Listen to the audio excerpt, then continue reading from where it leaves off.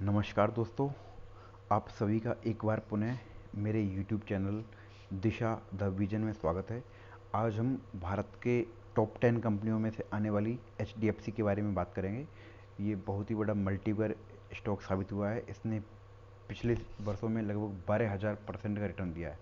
तो हम लोग without wasting any more time let's begin.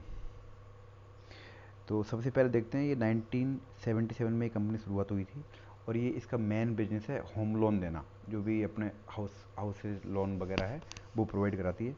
और बहुत सारी जो इंडिया की टॉप कंपनियां हैं वो इसकी सब्सिडरीज हैं, like HDFC bank, HDFC life, HDFC mutual fund, HDFC Ergo. और आप लोग इसमें देख भी सकते हैं कितना कितना परसेंट स्टेक है। जैसे कि HDFC बैंक में लगभग 21% का है, HDFC लाइफ में 49% का है, HDFC म्यूचुअल फंड में 52% का है। तो इस टाइप में कई सारी कंपनियों में इसका 100% का स्टेक्स भी है। तो आगे देखते हैं हम इसका पीयर्स, मतलब ऐसी कौन कौन सी कंपनी है जो सेम होम लोन प्रोवाइड कराती हैं। तो LIC हाउसिंग फाइनेंस है, फिर आवास फाइनेंस लिमिटेड है, एप्टस वैल्यू हाउसिंग फाइनेंस है, PNB हाउसिंग फाइनेंस है, इंडिया बुल्स हाउसिंग फाइनेंस है। ये इसकी पीयर्स कंपनियां हैं। तो हम लोग देखते हैं इसने पिछले एक साल में कितना रिटर्न दिया है। तो हम लोग जैसा कि यहाँ पे देख पा रहे हैं कि लगभग पिछले एक साल में इसने 60.35% का पॉजिटिव रिटर्न दिया है, जो I think it's a good return. और अगर हम लोग इसका मैक्सिमम चार्ट देखें तो लगभग इसने 12,730% का रिटर्न दिया है, जो कि अपने आप में एक बहुत ही बड़ा मल्टीबैगर स्टॉक है। तो हम लोग नेक्स्ट में देखते हैं। अभी इसका एक थोड़ा चार्ट में एनालिसिस कर देता हूँ। तो जैसा कि आप लोग सभी देख पा रहे हैं, अभी वर्तमान में ये लगभग 2800 के समथिंग में चल रहा है। तो अभी यहाँ से थोड़ा बहुत करेक्ट करेगा, तो हम लोग वेट करेंगे लगभग 2740-50 के यहाँ पर आने का। यहाँ से हम लोग इसको पोजीशन बनाने के लिए सोचेंगे। मैं इसमें कभी भी आपको कोई सजेशन नहीं दे रहा हूँ। आप लोग अपना फाइनेंशियल एडवाइज़र की सलाह ज़रूर लें कोई भी इन्वेस्टमेंट करने से पहले। तो एक बार देख सकते हैं, लेकिन मैंने इसका चार्ट निकाला तो 2020 से लगभग 2500 के आसपास में इसका अच्छा खासा सपोर्ट है। यहाँ पर काफ़ी दिनों तक इसने होल्ड किया है, यहाँ पर काफ़ी दिनों तक कंसोलिडेट किया है, फिर दोबारा एकदम इसमें सडन स्पाइक देखने को मिला है। तो अभी हम लोग थोड़ा सा वेट करेंगे, लेकिन अभी कुछ टाइम पहले जेफरीज ने भी लगभग इसकी 3300 तक की वो बताई थी, 3300 तक का टारगेट दिया था इसका। तो नेक्स्ट में देख लेते हैं हम किसके बेसिक्स में क्या क्या है। तो इंट्रिंसिक वैल्यू बोल रहा है थोड़ा ज़्यादा है, लेकिन रिटर्न वर्सेज FD में बोल रहा है गुड है ये, मतलब इसने FD से अच्छे रिटर्न दिए हैं। डिविडेंड यील्ड इसकी कम है, लगभग 88.88% की है, तो वो कम है। लेकिन एंट्री पॉइंट बोल रहा है good time to consider as stock is not an overbought zone. और नो रेड फ्लैग, जैसे कि जो सेबी की लिस्ट होती है, ASM लिस्ट, GSM लिस्ट, उनमें भी नहीं है। अगर हम लोग प्रोज की बात करें तो डिफ़ॉल्ट होने की संभावना बहुत कम है नेक्स्ट 12 मंथ्स में। क्वालिटी चेक बहुत अच्छा है और ग्रोथ स्कोर्स भी ठीक ठाक है इसका। अगर हम लोग देखें तो लगभग 90% एनालिस्ट्स इसको बाय करने के लिए सजेस्ट कर रहे हैं। और आप देख सकते हैं अपर साइड में +3.82% का अपसाइड है। अर्निंग ग्रोथ है लगभग -29.7% की। पिछले काफ़ी टाइम से जब से पैंडेमिक शुरू हुआ है उस टाइम से थोड़ा इसमें ग्रोथ कम देखी गई है इसके अंदर। कई सारे रीजन्स हैं, तो हम उसकी चर्चा किसी दूसरे वीडियो में करेंगे। अगर हम लोग इसका कंपनी प्रोफाइल देखें तो ये हाउसिंग फाइनेंस, मतलब घर बनाने के लिए फाइनेंस प्रोवाइड कराती है। और मोस्टली इसका जो एक्सपोजर है, जो मतलब इंडिविजुअल है, मतलब इंडिविजुअल लोगों को इसने पैसा दिया हुआ है। तो नेक्स्ट में देखते हैं हम लोग इसका फाइनेंशियल ट्रेंड। तो आप लोग इसका ये ट्रेंड भी देख पाएंगे, ऐसे एकदम अप ट्रेंड टाइप में है। इसका जो ट्रेंड है ये भी एकदम अप ट्रेंड टाइप में है। और तो थोड़ा सा ये भी 19 में 18 में .12, ये सब बिलियन डॉलर्स में है, लाख करोड़ में है।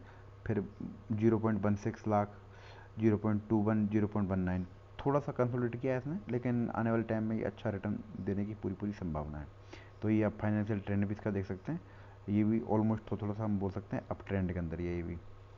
तो नेक्स्ट में देखते हैं हम लोग शेयर होल्डिंग पैटर्न्स। इसमें लगभग 73% की स्टेक्स जो फॉरेन इन्वेस्टर्स है उनके पास में है, और 9%, ओनली 9% इंडिविजुअल्स के पास में है। ये डेटा है 31 मार्च 2021 का। और इंडिविजुअल के पास में 9% है, म्यूचुअल फंड के पास में 9% है, और जो फाइनेंशियल इंस्टीट्यूट जैसे कि बैंक है, इंश्योरेंस कंपनी से 7% है। तो ये इसका क्या बोलते हैं, शेयर होल्डिंग पैटर्न हम लोग देख सकते हैं।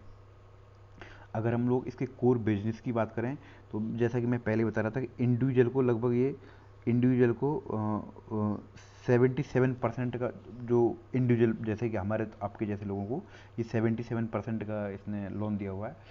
यही रीज़न है कि ये सबसे ज़्यादा ग्रो कर रहा है, क्योंकि कॉरपोरेट्स को जो हम लोन देते हैं, जैसे कि यस बैंक है तो वो बैंकरप्ट हो चुकी है।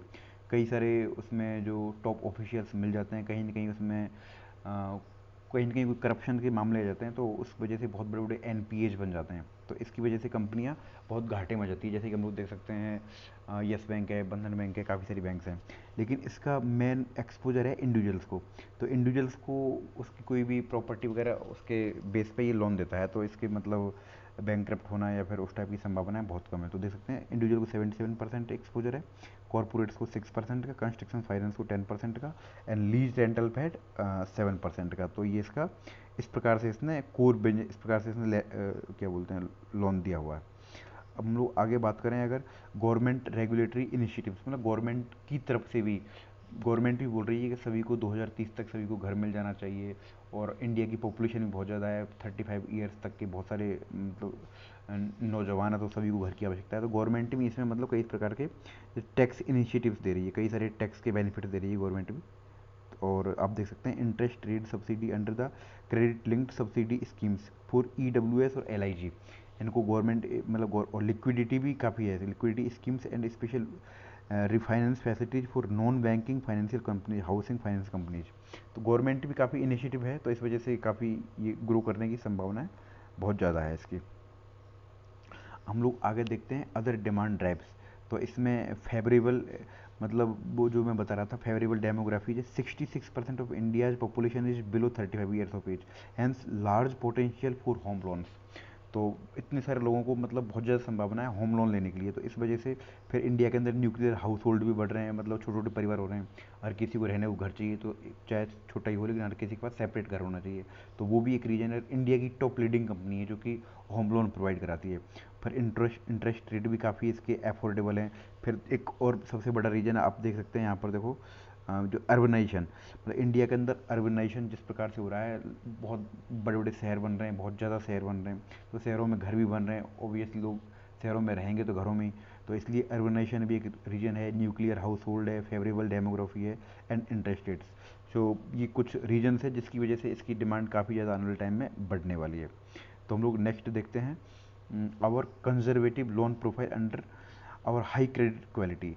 तो इसमें लोन की साइज लगभग 40,000 यूएस डॉलर की है, और एवरेज लोन की वैल्यू है लगभग 69%। एवरेज लॉन्ग टर्म में देता है 11 ईयर्स के लिए, एंड एवरेज एज है इसकी 38 ईयर्स, 38 ईयर्स तक क्लियर करना होता है। और प्राइमरी सिक्योरिटीज़ में जैसे कि मैं आपको बता रहा था कि ये मॉर्टगेज और प्रॉपर्टी फाइनेंस, जो भी हम लोग प्रॉपर्टी के अगेंस्ट लोन लेते हैं उसका मॉर्टगेज रख लेता है ये। तो इस प्रकार से ये लोन देता है। फिर उसमें low penetration implies room for growth. तो इसमें देखो आप एक आप यहाँ पर देख पाएंगे कि इंडिया के अंदर इस टाइम पर केवल होम लोन का पेनिट्रेशन 11% है, जबकि चाइना 18%, थाईलैंड 20%, और इस प्रकार से बढ़ते जा रहा है। तो यूएसए के अंदर 52% लोग होम लोन लेते हैं, ऑस्ट्रेलिया में है 56%, नीदरलैंड्स में आप देखेंगे तो 89%। तो इस प्रकार से इंडिया के अंदर काफ़ी स्कोप है मतलब होम लोन का। लोग बहुत पेनिट्रेशन अभी तक बहुत कम है इसका होम लोन का जो इंडिया की इकोनॉमी में। तो धीरे धीरे ये भी एक्सपेंड करेगा, तो जैसे जैसे एक्सपेंड करेगा तो फिर कंपनी भी ग्रो करेगी, तो काफ़ी संभावना है। सॉरी, नेक्स्ट हम लोग देख सकते हैं इम्प्रूव्ड अफोर्डेबिलिटी। इसमें आप लोग देख पाएंगे गौर से, एक तो यहाँ पर है ये प्रॉपर्टी कॉस्ट है, अफोर्डेबिलिटी है, और एनुअल इनकम है। तो यहाँ पर देखते हैं आप लोग एनुअल इनकम धीरे धीरे धीरे धीरे ग्रो कर रही है, ठीक है। और अफोर्डेबिलिटी जो मतलब जिसको बोलते हैं ना लोग अफोर्ड कर पाते हैं, तो धीरे धीरे अब आराम से आजकल सैलरी बढ़ चुकी है लोगों की, और ये डिक्रीज हो रही है अफोर्डेबिलिटी। और प्रॉपर्टी कॉस्ट भी थोड़ा कम हो रही है, क्योंकि कई सारे आजकल इनोवेशंस वगैरह को इंक्लूड किया जा रहा है इसमें घर वगैरह बनाने में, और मशीनों का भी इस्तेमाल बहुत ज़्यादा होने लग गया है। तो एक ये भी रीज़न है। तो मतलब जो प्रॉपर्टी को लोग अफोर्ड भी कर पा रहे हैं, और क्या एनुअल इनकम भी बढ़ रही है लोगों की। तो ये कई सारे रीजन्स हैं जिसकी वजह से मतलब संभावना है कि ये H D F C company अच्छा ग्रो करेगी। फिर इसका स्टेटमेंट देख लेते हैं हम लोग फाइनली में फटाफट से। नेट इंटरेस्ट इनकम आप लोग देखो यहाँ पर देख पाएंगे जनवरी मार्च जो फर्स्ट क्वार्टर था, सॉरी थर्ड क्वार्टर था, फिर उसके बाद में ये जनवरी मार्च 2020, मतलब ईयर ऑन ईयर बेसिस पे है, जो फोर्थ क्वार्टर का रिजल्ट दे रखा है इसके अंदर। तो आप लोग यहाँ पर देख पाएंगे नेट इंटरेस्ट इनकम तो पहले लगभग लास्ट ईयर वाले क्वार्टर में थी 35.64 बिलियन रुपीज़ में, और वो अभी इस बार हो चुकी है, इस क्वार्टर के एंडिंग में, इस फोर्थ क्वार्टर के एंड में हो चुकी है 40.65 बिलियन। एंड अगर हम लोग नेट ऑपरेटिव इनकम देखें तो पहले इसमें 38 थी यहाँ पर, अभी ये हो गई लगभग 45। और हम लोग profit before sales investment dividend fair value change ये देखें तो पहले 35 था, अभी हो गया 46। तो इस प्रकार से हम लोग देख पा रहे हैं धीरे धीरे कंपनी ग्रो कर रही है। तो यही था दोस्तों, बहुत अच्छा स्टॉक है, और आप लोग लॉन्ग टर्म इन्वेस्टमेंट के नज़रिए से इसको ले सकते हैं, और ट्रेडिंग वगैरह के लिए मैं कभी भी रिकमेंड नहीं करूँगा। और मेरी तरफ से यही था। एंड अगर आपको मेरा कंटेंट पसंद आता है तो वीडियो को लाइक करें, शेयर करें, चैनल को सब्सक्राइब करें, और आप इसी प्रकार से कोई भी इंटरेस्टिंग टॉपिक किसी भी स्टॉक के बारे में एनालिसिस चाहते हैं तो मेरे को कमेंट सेक्शन में बताएं। थैंक्स अ लॉट दोस्तों, धन्यवाद।